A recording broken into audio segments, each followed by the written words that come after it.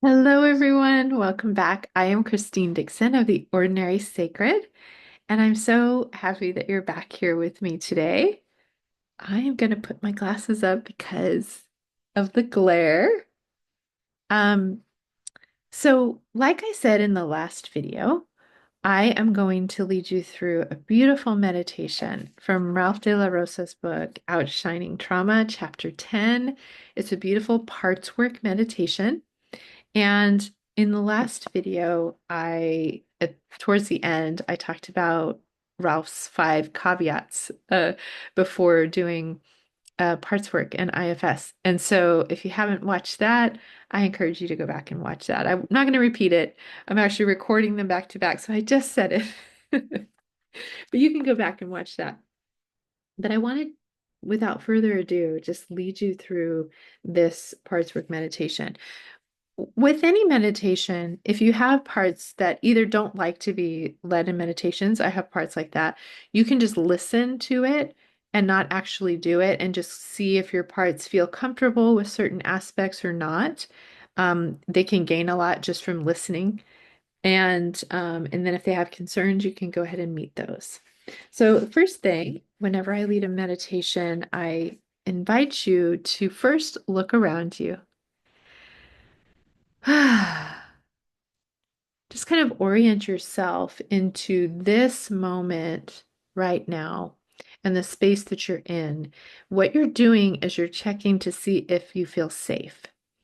And if there's anything in your physical environment that doesn't feel safe, perhaps you don't have privacy, or there's something that doesn't make you feel safe, I encourage you to do whatever you need to do to remedy that and to feel safe and support your body and your privacy. Okay, but if you are safe in this space, we're going to go ahead and do Ralph's five-fold foundation to kind of just give us a tiny bit of self-energy before we actually meet with parts. So, the first thing I want to invite you to do is just give attention to your posture. So, you might roll your shoulders back a little bit, bring your chin back, kind of align your spine. Um, To me, this is the posture of self because self has those strong qualities, right, of being confident and courageous. But it's also soft. There's a soft heart and a soft belly and a soft face. And so there's strength in the spine, softness as well. So as you assume that posture, I invite you to just take a couple deep abdominal breaths. So you're going to breathe in, perhaps through your nose, and gradually let your belly expand if you can. Let it go all the way down to your belly and expand. And then as you breathe out, you might breathe through your nose or pursed lips so that it goes slowly.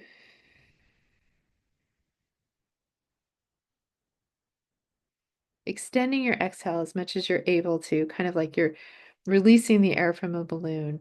And then we'll do that again. Blowing up the balloon and then gradually releasing the balloon.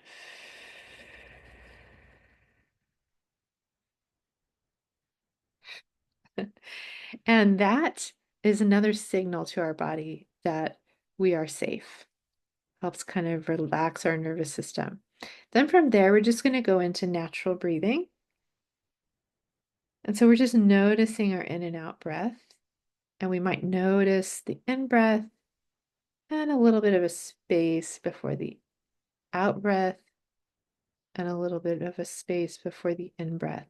And we've done this exercise before where a lot of times in the space between our breaths, there's this stillness, this place of deep peace and knowing that all is well. And we can just rest in those spaces and we can know that the breath represents this constant, faithful, supportive source that is a surrogate of our self energy. Okay. And then we just want to bring our attention, whether your eyes are closed or open, just bring your attention to where you are in the space of the room you're in or wherever you are. I'm noticing kind of the orientation of where I'm sitting in this hotel room that I'm in. Even with my eyes closed, I know the map of it. And it's just a way of updating my system. I am here now again. And then finally, we're going to do a few heart breaths. So as you breathe in, just imagine that the air is going in toward your heart. And as you breathe out, it's moving out from your heart. In towards your heart, out from your heart. In toward your heart, out from your heart. And just kind of center that breath. This is the space from which we will relate to our parts. Okay, and now I will lead you through Ralph's Parts Work meditation. First, Ralph says, remember that in the cultivation of self-awareness, there is no such thing as wasted effort. You cannot get it wrong. So I invite you to find a part to work with. Perhaps there's one that's already activated, perhaps trying to be a good meditator, or conversely distracting you from the meditation, wanting to pull you in different directions. If you desire to work with a specific part of you, perhaps you've been noticing a recurrent mental, emotional state coming up for you at work or in relationships lately. You can find a trailhead by simply remembering the situation that you were in the last time this part was activated. Kind of relive that moment, kind of like a mind movie in your memory, until you feel the part beginning to get activated and stirred up a little bit. Again, you might want to start with something, especially if you're new to parts work, you might want to start with something relatively benign or a small irritation. But once you find the part, if you need to pause to do that, you can. Just begin to focus on the part you want to get to know and give them your full attention.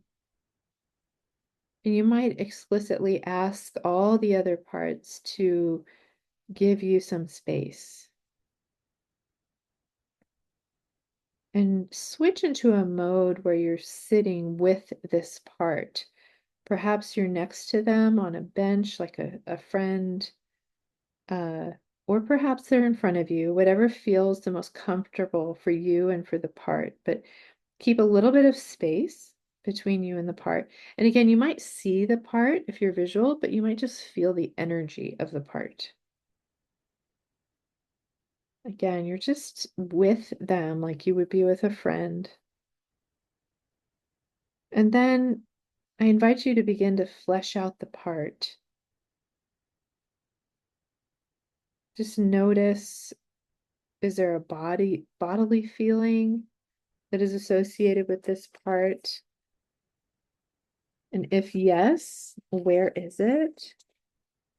In or around your body? What is it like? Sometimes you can give it a shape or a color or some descriptive word. Is there an emotional tone to this part, even if it's just a vague sense? And if there is, can you label it? And finally, does the part seem to be saying anything? And it could be in words or in images. Simply notice and find a way to make sure that the part feels noticed. You might check in with the part and see, like, do you see me noticing you? I'm getting your information. You might say inside, I'm here with you. You have my full attention. Or you might reflect something very specific back, like, I'm noticing that you are in my chest, that you're annoyed, that you're telling me everything that you hate about my boss, for example. Whatever they're telling you, whatever they're feeling in your body and emotion, reflect it back. I see you, and this is what I see. And just notice if there's a sense of response. The part might calm down just from being seen.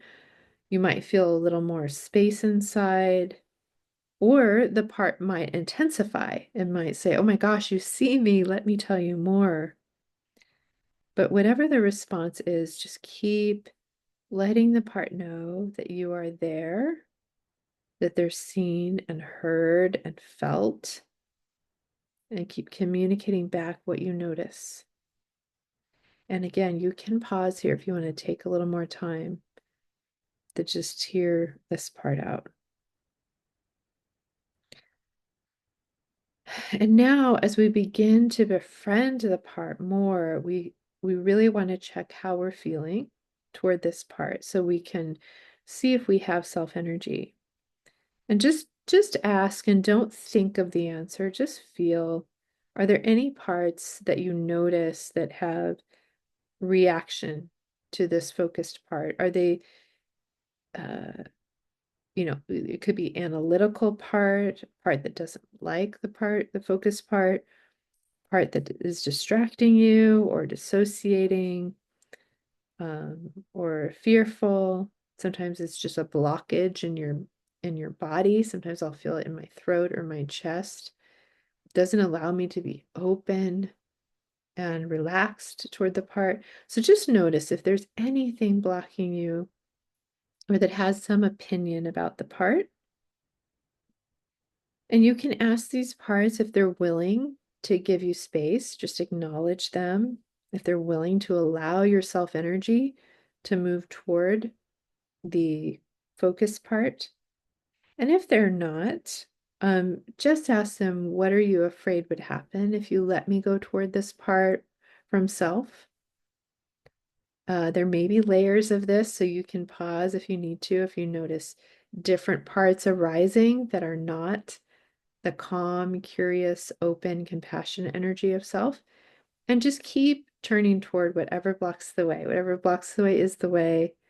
You might need to meet some of their concerns, but once they give you space, just keep asking that question. And now, how do I feel toward this part? Sometimes they're polarized parts or various parts with opinions. That's okay. Their concerns just need to be met. But as soon as you do feel that sensation of clear, open, sometimes even a tingly feeling, or just a general sense that you really want to get to know more about this part or to be of help to it, you can, if you find this, if you are able to feel that, continue to the next step. If you cannot find it, it's just because your other parts have not stepped aside.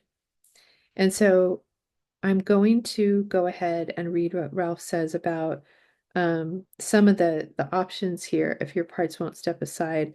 And if you want to, if you are in self energy, you can maybe forward through this. But you might ask inside if any part needs to be heard before they step aside. And if you get the sense of yes, then just allow whatever part this is space to express themselves, their fears, their concerns. And again, affirm and reflect back whatever information you receive from them. And then see if once they're heard, they're able to give space. You can also ask inside what the part fears might happen, like I said, if they let you proceed, and respond to those fears from a place of love. They're most likely afraid that you'll get overwhelmed in some way. That's one of the biggest concerns of protector parts. And so you can assure them that they can step in and stop the work if it feels too overwhelming, and that you as the self are capable of holding really big emotion, really intense things. but they need to gain that experience to see that that's true. So you can kind of negotiate how long they're willing to see if that can happen. You might also need to communicate inside that the part's feelings are heard and appreciated before pointing out some new information from them. So, for example, some sample responses that Ralph gives are, I hear that you're sick of this and you feel we should have gotten over it by now, but the focused part simply isn't over it. And I want to help them release their burdens so that they can get over it. Could I have your permission to do that? Or another example is, I see that you fear that what we might uncover if we continue. Perhaps you could help me work with it just a little bit at a time. I can also dog ear the section in this book on overwhelm or refer back to it in case that happens. Right? So you're meeting the part's concerns. You're not steamrolling over them. You're really negotiating with them and making sure that they have full autonomy. Their concerns have to be met before they will actually allow you to go forward. So then Ralph says, the question to ask anytime a part is mistrusting of the self is, how old do you think I am? I also like to ask, who do you see when you look at me? Which is something that Mike Elkin first introduced, and it has been helpful often for my parts. Who do you see when you look at me? Or how old do you think I am? To really get a sense for who that part is dealing with or thinks they're dealing with. And then you can update them about who you really are, how old you really are, or perhaps you are blended with a part that you can ask to if they can step to your side. And then Ralph says, should all else fail, you can switch to working with the polarized part that won't step aside. Yeah. So if a part blocks away and it just adamantly will not let you work with the part that you originally intended to focus on, just make that part your focus part. Every part is worthy of getting to know. Okay, so Ralph says, once you are imperfectly in self energy with the focus part, you are ready for bearing witness. Now, the focus part may be a protector, a firefighter, or a manager, may have a job that it's doing, or it may be an exile that just feels really intensely. And so I'm going to go over first the process with a protector. So these are questions for befriending a firefighter or a manager. You might ask, what are they trying to accomplish by doing the job they're doing? So I'm going to rephrase how Ralph has it here and just say, ask, what are you trying to accomplish by doing the job you're doing? This is assuming good intention. You really want to understand how they make sense and how they feel they're being productive. So you can ask them, what are you trying to accomplish by doing this job? And just wait. Don't make up an answer. You don't need to think anything up. Just receive an answer from that part. You might also ask, when is the earliest that you remember feeling this way? Or when is the earliest you remember having to do this job? It's always nice also to ask, is there anything you need from me to help you feel better? Again, you can pause on these questions, just ask and receive. You might take notes on the answers you get. And when you ask them, what do you need? How can I help you? There might be a boundary that they want you to set in your life or a behavior change. Sometimes they're pointing at another part that keeps you from that boundary or keeps you from that change. And so you might ask, can I go to that part? Some other questions are, do they like what they're doing now? Or do they just feel like they have to do it or else? Do they ever get tired? Again, there's no right or wrong answer here. Some parts are say, I'm so tired. And other parts say, no, no, no, no, I love what I do. Just receive an answer. Then you can ask hypothetically, if you didn't have to be this way anymore, what would you rather be doing? Because we're never trying to get rid of a part. We're simply trying to help release their burden so that they can exist in a supportive, free, flowing way.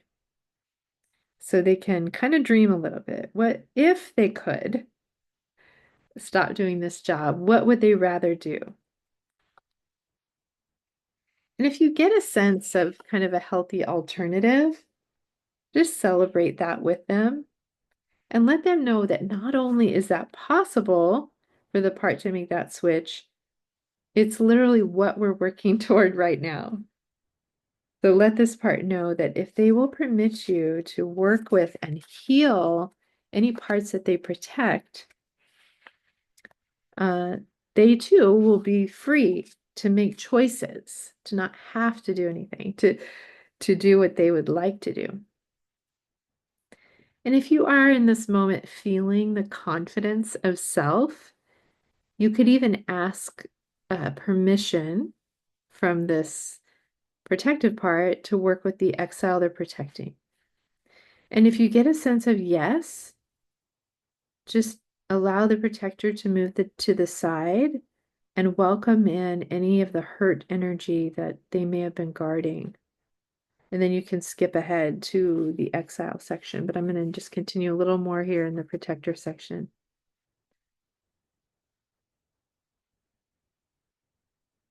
So if the part is not ready to step aside, just ask them, what do you fear might happen if you were to drop this burden, this role?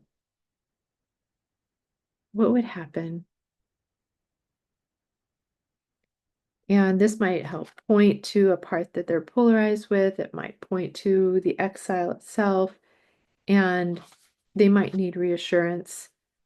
They might need you to negotiate just to try it out and see if the self is capable of dealing with the overwhelm of the exile, for example, and that they are the boss and they can come right back in if they need to.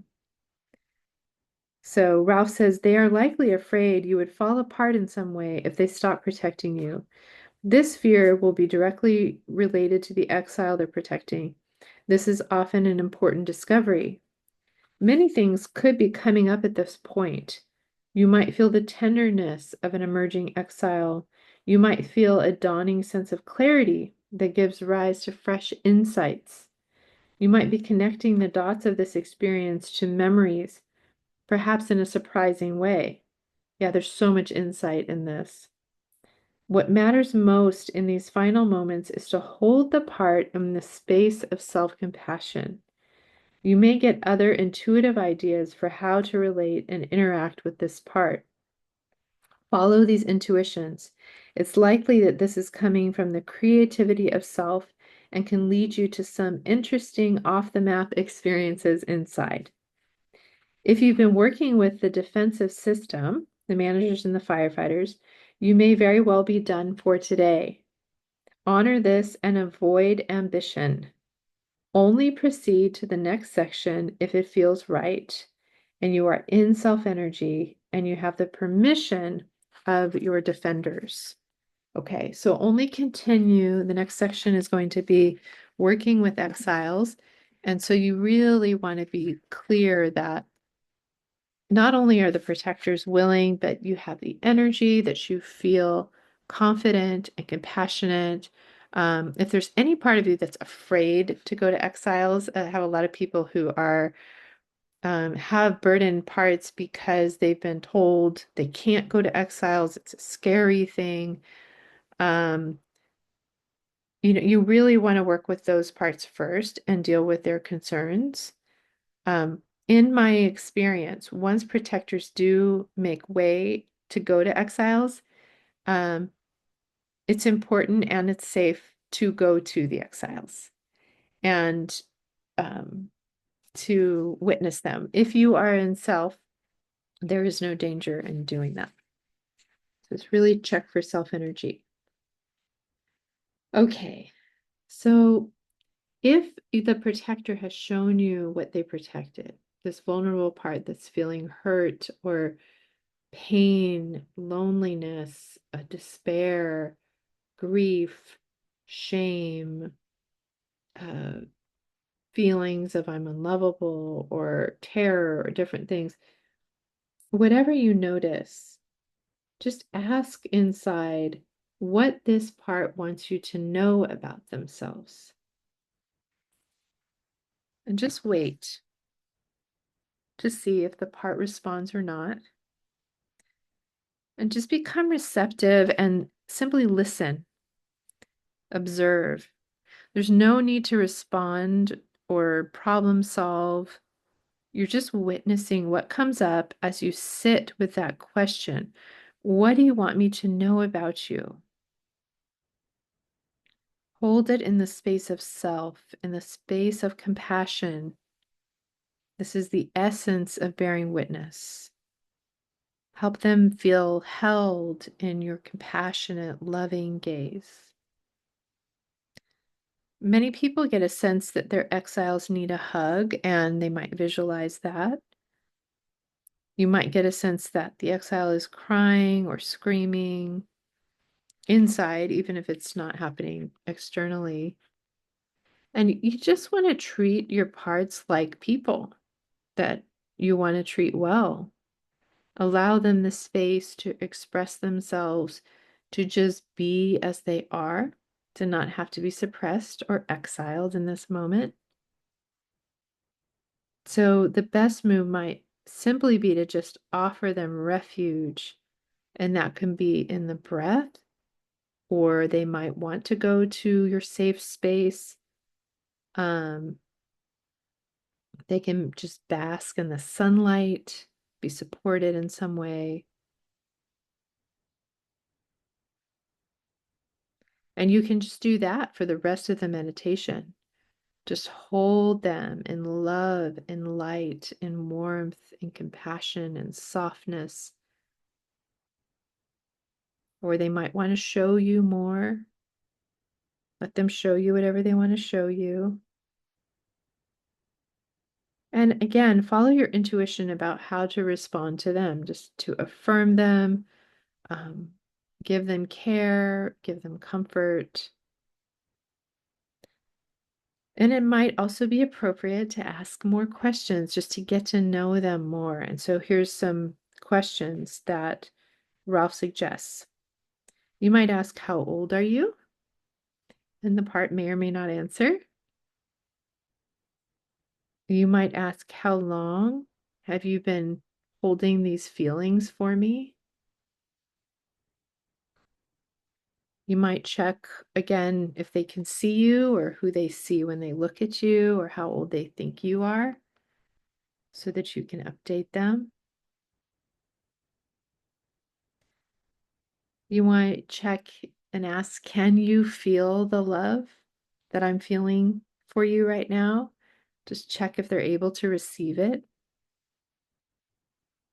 You might ask them if there's anything that you can offer that would help them.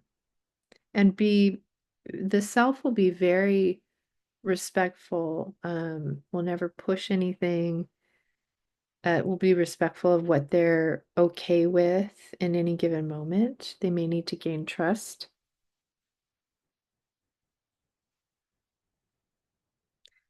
I like how Ralph says, we are working inside your mind right now. You can give this part the moon and the stars if that's what they want. Anything is possible. Yeah, that's my experience inside. Anything is possible. You can also ask this exile, if you no longer had to hold this pain for me, what would you rather be doing? They may or may not be able to even contemplate that, but just kind of plant that seed. If they do answer, you can kind of stop and just relish whatever they say. And in another meditation, I believe Ralph will go over some more of the steps with exiles of what it looks like to see if they're ready or willing to release the pain, the burdens, the beliefs that they're holding to one of the elements, and not a moment sooner than they're ready to. But once they feel really connected to you, they'll feel more confidence, more courage to be able to try that. But for now, bid your parts a fond farewell. Thank them for working with you today. And if you need to, you can make an appointment of when you will come back and meet with them. That could be really helpful, just like with a friend. And you can begin taking deep breaths, noticing your breath. You can breathe in as big as a way as any of the feelings that have been here, just to surround the feelings that your breath is bigger than them. And you can kind of assume the attitude of coming down from this experience and returning to your kind of ordinary status quo life.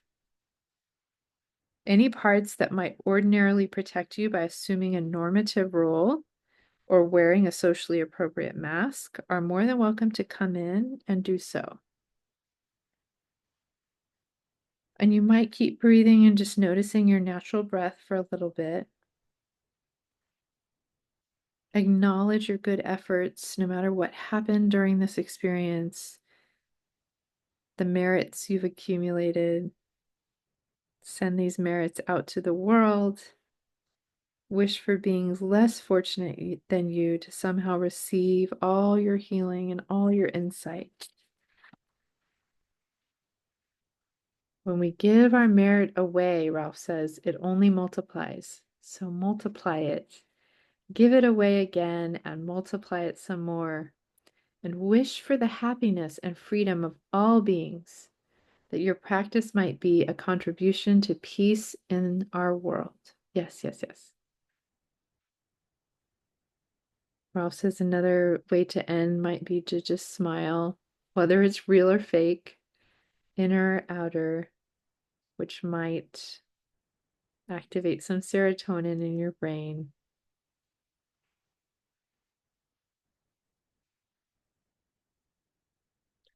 And then the final note that Ralph says is if you struggled at all to find even 1% of self energy in this practice, hang tight. We will explore many alternatives in the following chapter. Okay.